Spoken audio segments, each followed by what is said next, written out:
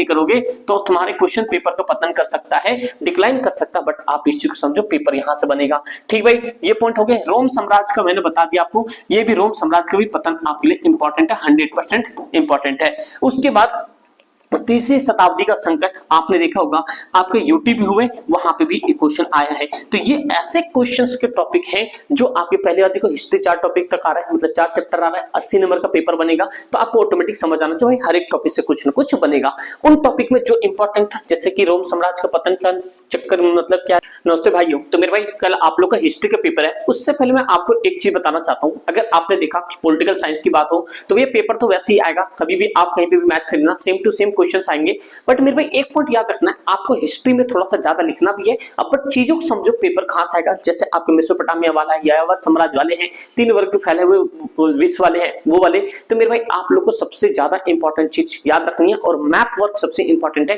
वो already map work आपको मिल जाएगा, आप प्लेलिस्ट में चेकआउट करोगे, नहीं तो इस वीडियो को डिस्क्रिप्शन में मिल जाएगा या कमेंट सेक्शन के पिन करवा दूंगा, वहां मिल जाएगा। बट ध्यान से सुनो, इस वीडियो कंप्लीट देखना, जिससे कि आपका हिस्ट्री बहुत अच्छे से जा सके पेपर। आप लोगों ने सैंपल पेपर देखा होगा, बट उसके अंदर एक सबसे बड़ी चीज क्या निकल के आती है, अगर आपने एनालाइज किया होगा, तो सबसे पहली चीज देखो मेरे भाई, इसमें सबसे इंपॉर्टेंट चीज आपको देखने लायक, ये तो बेसिक चीज है, ये आपके 1 से लेकर 21 तक एमसीक्यू होंगे। सबसे ज्यादा आपको यहाँ पे एमसीक्यू किल कर देना।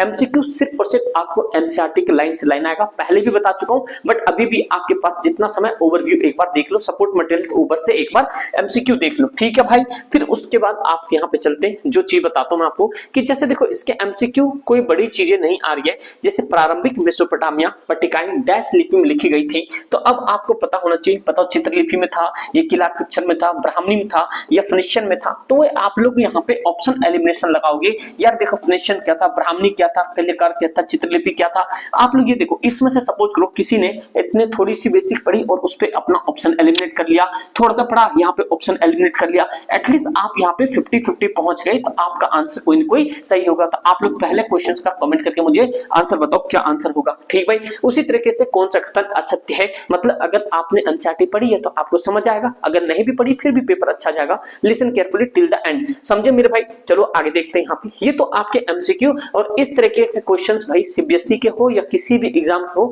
आज के जमाने में फेवरेट बन चुका है मैचिंग वाला, ठीक भाई। अब देखो रोम साम्राज्य में प्रशासन और उच्च साहित्य की भाषा, एक चीज मैं आपको बता देता हूँ, ये जो आपके रोम साम्राज्य का ये जो प्रशासन है, यहाँ से आपके एक लॉन्ग क्वेश्चंस आएंगे ही आएंगे, 100% है, यहाँ से आपके लॉन्ग क्वेश्चंस बनेगा। तो इंपॉर्टेंट है और मोस्ट इंपॉर्टेंट है, इसको आप यहाँ से याद कर लो। फिर उसके बाद चंगेज खां के अधीन मंगोल साम्राज्य की राजधानी कौन सी हुई थी, बताओ। समरकंद हुई थी, बीजिंग हुई थी, काराकोरम तो बुखारा हुआ था। ये बहुत आसान क्वेश्चन होंगे, ये आप चित्र में दर्शाया गया। स्मारक क्या है, ये पैथेयंस है, कोलोसियम है, ब्योदिकात है, या जल सेतु है। ये आपके बिल्कुल बेसिक चीजें हैं मेरे भाई, ज्यादा टेंशन नहीं। बट मैं आप आ जाओ बी सेक्शन में, बी सेक्शन क्या कहता है, और यहीं से आपके क्वेश्चन 110% बनेंगे। आपने पॉलिटिकल साइंस का भी पेपर देख लिया, आपको वहीं से क्वेश्चंस बना। इस बार ध्यान से सुनो, सबसे पहला टॉपिक आप तैयार करो, रोम साम्राज्य सबसे इंपॉर्टेंट टॉपिक है, ये आप यहां से इस टॉपिक को तैयार करो। सबसे इंपॉर्टेंट चीज रोम साम्राज्य की सेना की भूमिका, इसको ये आपके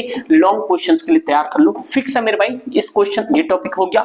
रोम साम्राज्य में व्यापार और नगरीय केंद्र, ये छोड़ो ना भी करो, बस ये जो रोम साम्राज्य है इसके व्यापार को आप एक बार चेक करके जाओ, क्वेश्चंस आपके यहां से आएगा, चाहे व्यापार आ जाए या सेना आ जाए, ठीक है। उसके बाद आपके सामने क्वेश्चंस आता है यहाँ पे, ये मंगोल साम्राज्य क्या था भाई, मंगोल साम्राज्य के निर्माण में चंगेज खां की क्या योगदान थी। आप जानते हो भाई, ये ऐसे लोग थे, इनके जो पोता होता थे, अपने दादा के ऊपर जाने के बाद भी ये सोच रहे थे कि ऊपर से सब देख रहे हैं, ठीक है। उसके बाद मेसोपोटामिया के लेखन और नगर जीवन किस प्रकार परस्पर जुड़े हुए थे, तो ये मेसोपोटामिया के लेखन और वहां की जो मूर्ति वाला पार्ट था, एक वो आप कर लो, यहाँ क्वेश्चंस आपके बनेंगे। फिर ये 3 वर्गों में मुख्य विशेषता कीजिए, इन वर्गों के समय में राजनीतिक आर्थिक, तो देखो भाई 3 वर्गों में जो फैले हुए साम्राज्य थे, या बता सकते हैं साउथ अफ्रीका ये वाला, देखो राजनीतिक आर्थिक और यहाँ पे राजनीतिक आर्थिक और यहाँ पे एक सामाजिक, ठीक भाई।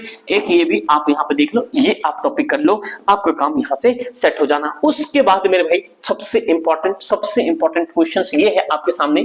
इस दृष्टिकोण से उचित ठहराइए कि मध्ययुगीन यूरोप में नगर और व्यापार के उदय ने समतावाद जो फ्यूडलिज्म था पतन में क्या योगदान दिया। ये वाला टॉपिक आप याद कर लो। पतन, ये पतन आपका भैया अगर सही से नहीं करोगे तो तुम्हारे क्वेश्चन पेपर का पतन कर सकता है, डिक्लाइन कर सकता है, बट आप इस चीज को समझो पेपर यहां से बनेगा। ठीक भाई, ये पॉइंट हो गए। रोम साम्राज्य का मैंने बता दिया आपको, ये भी रोम साम्राज्य का भी पतन आपके लिए इंपॉर्टेंट है, 100% इंपॉर्टेंट है। उसके बाद तीसरी शताब्दी का संकट आपने देखा होगा, आपके यूटी भी हुए, वहां पे भी एक क्वेश्चन आया है। तो ये ऐसे क्वेश्चंस के टॉपिक हैं जो आपके पहले वाले देखो हिस्ट्री 4 टॉपिक तक आ रहा है, मतलब 4 चैप्टर आ रहा है, 80 नंबर का पेपर बनेगा। तो आपको ऑटोमेटिक समझ आना चाहिए हर एक टॉपिक से कुछ न कुछ बनेगा। उन टॉपिक में जो इंपॉर्टेंट था, जैसे कि रोम साम्राज्य का पतन का चक्कर मतलब क्या रीजन था, तीसरी शताब्दी का संकट क्या था, फिर यहाँ पे पतन, ये रोम में व्यापार जो उदय हुआ, उसके बाद पतन कैसे हो गया, 3 वर्गों में फैला हुआ साम्राज्य में राजनीतिक आर्थिक जीवन किस प्रकार से था, इस तरह के क्वेश्चन बनेंगे। आपको ज्यादा टेंशन नहीं लेना, 110% कल आप मैच करवा लेना पेपर में। ठीक भाई, ये हो गया। उसके बाद आप देखो 3 क्वेश्चंस आपके बड़े-बड़े आएंगे। तो देखो मेरे भाई, मेसोपोटामिया में नगरों की सामाजिक, सबसे पहले देखो ये जितने भी टॉपिक है इन टॉपिक को तैयार करो। सबसे इंपॉर्टेंट है ऑप्शन है मेसोपोटामिया, नगरों की सामाजिक और आर्थिक जीवन को आकार देने में मंदिर और नगरीय संस्था। मैंने क्या बताया था अभी आपको, मंदिर और नगरीय संस्था। उसके बाद वहां की कृषि प्रथा, सिंचाई प्रणाली, ये मेसोपोटामिया की सभ्यता है। ये कितने भाई, ये 1000% आपके क्वेश्चन देखने को मिलेगा। अभी तो मेरे भाई ये देख लो, ठीक है, क्योंकि समय कम हो पाता है इसलिए आपके पास क्लासेस नहीं आ पाती, बट डोंट वरी भाई, फाइनल में आपके सामने हर चीज आएगा। नहीं हो तो सब्सक्राइब कर लो, बिल्कुल व्हाट्सएप ग्रुप का लिंक होगा, आप वहां से ज्वाइन हो जाओ, जिससे कुछ भी आगे फर्दर इन्फॉर्मेशन होगी आपको पता चल जाएगा। नहीं तो प्लीज सब्सक्राइब जरूर कर लेना। ठीक भाई, इंग्लिश का भी आपने क्वेश्चन देखा, पॉलिटिकल साइंस का तो भाई मतलब एक एक क्वेश्चन है, 12वीं का तो पूरा पेपर ही मैच किया है, समझिए। ऑफलाइन विश्वास ना हो तो आप ऑफलाइन आके चेकआउट कर सकती हो। रोम विधिक व्यवस्था जो आपके पास है, संचालन किस तरीके से था, ये रोम साम्राज्य के बारे में तो मैंने ऊपर बता दिया, टॉपिक तैयार करो तो आपका काम हो जाएगा। उस हिसाब से फिर देखो रोम जगत की अर्थव्यवस्था क्या कह रहा है, रोम जगत की अर्थव्यवस्था और समाज पर दास प्रथा, स्लेवरी। ठीक भाई, एक ये भी टॉपिक आपके सामने दे रखा है बड़े क्वेश्चंस में। फिर उसके बाद आपके क्वेश्चंस आ रहा है यहाँ पे कि इस कथन को उचित ठहराइए, चर्च मध्ययुगीन यूरोप की सबसे शक्तिशाली संस्था थी, अपने उत्तर में उपयुक्त प्रमाण। जब भी कभी भी आपके सामने आ जाए ना अपने उपयुक्त आंसर, भाई कुछ नहीं करना, सीधा सीधा आप इसके पहले डिफाइन करो, मतलब परिभाषा दो, फिर इसकी बॉडीज बनाओ, बॉडी बनाने बाद नीचे आप ये सारांश कर दो, मतलब क्या, तो से समरी टाइप लिख दो, आपका काम सेट हो जाएगा और बढ़िया आंसर मिलेगा। भाई यूरोपीय साम्राज्य के संदर्भ में धर्म युद्धों के कारण परिणाम की व्याख्या, किस तरह से धर्म युद्ध की वजह से इतने सारे परिणाम आए। ठीक है, ये आपके पास केस में सम्राट ट्राजन संपन्न भारत की विजय, ये बुखारा पर कब्जा। ठीक है भाई, ये भी पॉइंट है। उसके बाद में ये नीचे टॉपिक दिया हो वो आप यहाँ पे ये आप इसका आंसर बता दोगे। ठीक है, उसके बाद नीचे आप सामने मैप आएगा, सीरिया, लेबनान, दजला, फरात, ये सारे आपको यहाँ पे मैप करना पड़ेगा, मैप भरना पड़ेगा। मैप मैं ऑलरेडी करवा चुका हूँ, आपको मिल जाएगा। ठीक है, नहीं तो आप कम्युनिटी पोस्ट में देख लो, वहां पे आपको मिल जाएगा। ठीक है, ये दृष्टिवत के लिए। तो इस तरीके से आपके पेपर इतना आसान सा आएगा, ज्यादा टेंशन नहीं। बस जितने भी चारों चैप्टर्स हैं उनके मेन कीवर्ड्स को तैयार कर लो, जैसे ऑफलाइन में बच्चे करते हैं। बस एक ही चीज, यही चीज बताऊंगा, इसके अलावा कुछ भी नहीं मेरे भाई। बस हाँ एक चीज है, वीडियो को लाइक जरूर करना, सब्सक्राइब कर लो नए हो तो भैया, बस एक ही है कि व्हाट्सएप ग्रुप से जुड़ जाना, जो भी इंफॉर्मेशन मैं आपको पहुंचा दूंगा। ठीक दोस्त, thank you so much and जय हिंद।